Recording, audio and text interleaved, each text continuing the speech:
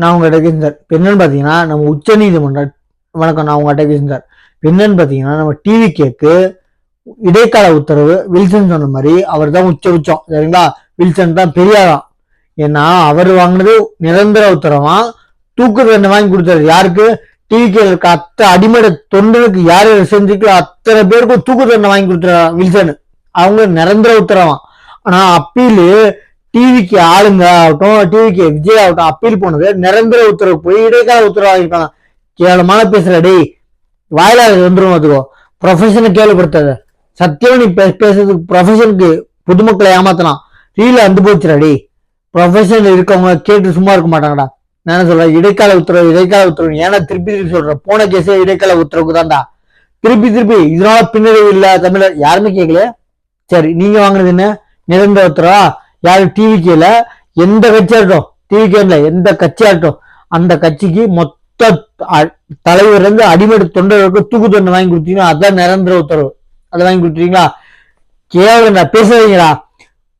கீழமை நீதிமன்றம், trial court, high court, உயர் நீதிமன்றம் ரெண்டுலையுமே கஷ்டப்பட்டு அந்த கம்ப்ளைண்ட் பண்ணவங்க சாட்சி கொண்டு போலீஸ்காரங்க, பப்ளிக் ப்ராசிக்யூட்டர் ஒன்ன மாதிரி சில பேர் நல்லவங்க இருக்காங்க உங்க வேலையில, உங்க போஸ்ட்ல.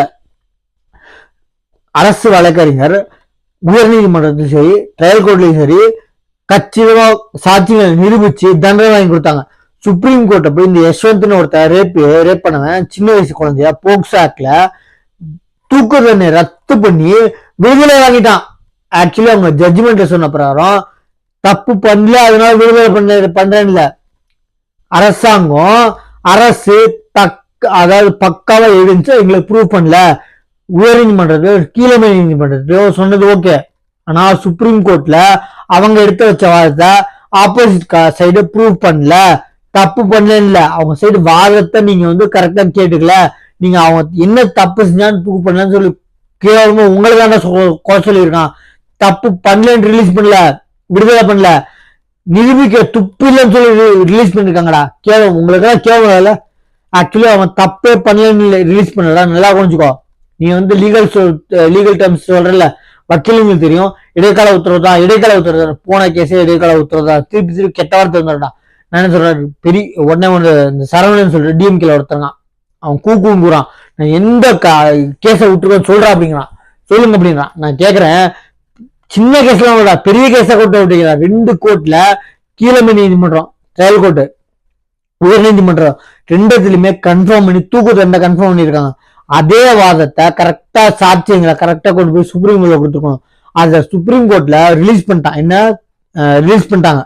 ஆக்சுவலி அவங்க நீங்க தூக்கு தண்டனை ரத்து பண்ணி அவங்க அந்த அக்யூஸ்ட ரிலீஸ் பண்ணிட்டாங்க. தப்பே பண்ணல, நிரூபிக்கல அப்படின்னு சொல்லி அரசாங்கத்தை. கேவலமா இல்ல உங்களுக்கு எல்லாம்? தப்பு பண்ணுங்க, வெளியே தைரியமா சுத்தணும். டேய், நீங்க எல்லாம் ராஜினாமா பண்ணிட்டு அந்த ப்ரொஃபஷனே பார் கவுன்சில கார்டை சரண்டர் பண்ணிட்டு போயிருங்கடா. சொல்றேன், நீங்க ப்ரொஃபஷனை கேள்விப்படுத்துவீங்களா? நல்லவங்களுக்கும் கெட்ட பேர்றா. உறுப்பான சோத்துக்கு ஒரு சோறு வித மாதிரி உங்களால மொத்த ப்ரொஃபஷன் கெட்ட பேர்றா. திருப்பி ஆணித்தரமாவும் சொல்றான் எந்த தருவன். அது ஒரு அடிவலு. யாருமே கேட்கல. அவனா வாயின்றா ஒத்துக்கிறான், மூக்க நுழைச்சு அவனே மாட்டிக்கிறான். யாருமே அடி வாங்கணும்னு சொல்ல, அடிச்சவனு சொல்ல. அவன் சொன்ன மாதிரி நீ இடைக்கால உத்தரவு இடைக்கால உத்தரவு தானே நீங்க வாங்கினது. அதுக்காக அப்பீல் போகும்போது இடைக்கால உத்தரவு தானே வரும். அதே மாதிரி அந்த உத்தரவு வந்ததுக்கு அப்புறம், நீங்க சொல்ற மாதிரி இடைக்கால உத்தரவு வந்ததுக்கு அப்புறம் நீங்க கிளீன் பண்ணி தொடச்சு பெயிண்ட் அடிச்சு வச்சீங்க. அதுல டிஎம்கே ஆளுங்க தான் பாருங்க 15 நாளுக்கு ரெடி பண்றேன். ஏண்டா 15 நாளா விட்டீங்கடா. நீங்க தனிநபர் ஆணையத்தை கொடுத்தீங்க. அப்புறம் நீங்களே ஒரு விசாரணைக்கு ஒரு கமிஷன் போட்டீங்க, சரிங்களா? அதுக்கப்புறம் தனிநபர் ஆணையம் ஹைகோர்ட் கொடுத்துச்சு. அதையும் வேணாம்னு சொல்லிட்டு சுப்ரீம் கோர்ட்டு சிபிஐ கொடுத்து, சரிங்களா? பிளஸ் இங்க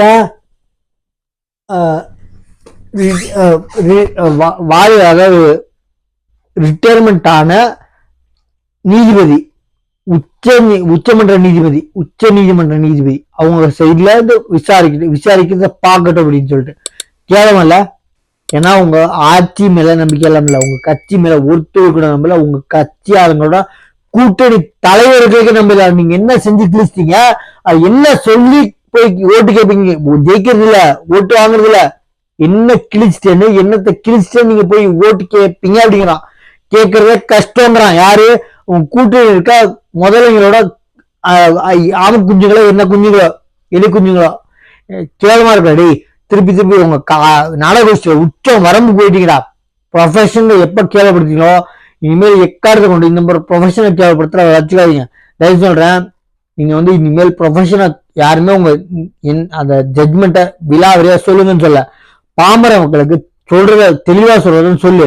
இல்லாட்டி சொல்லாத. இந்த வில்சனு திருப்பி திருப்பி 10 டைம் சொல்றான் இடைக்கால உத்தரவு தான், இடைக்கால உத்தரவு. யாருமே கேட்கலடா. போடுறா, நீ எல்லாம் பார் கவுன்சில வாபஸ் வந்துட்டு என்ன இந்த ப்ரொஃபஷனை நான் வந்து கெடுத்துட்டேன் பேர் அப்படின்னு சொல்லி ரிட்டைர்மெண்ட் போயிடுறா.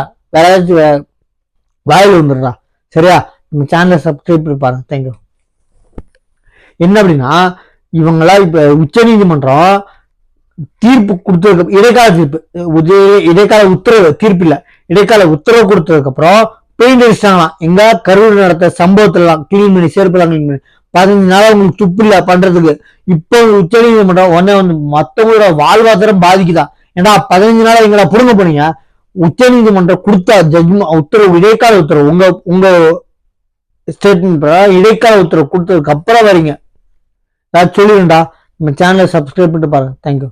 ஏன்னா திருப்பி திருப்பி உங்க கூட்டணியோட தொண்டர்கள்ல கூட்டணியோட தலைவர்கள் சொல்லிருக்கா என்னத்தை கிழிச்சிட்டீங்க, என்னத்தை கிழிச்சிட்டு ரோட்லோட போய் பிச்சை எடுப்பீங்க அப்படின்னு கேட்கறான். கேளுமல்ல. நம்ம சேனல் சப்ஸ்கிரைப் பண்ணி பாருங்க, வெயிட் பண்ணி பாருங்க. தேங்க்யூ.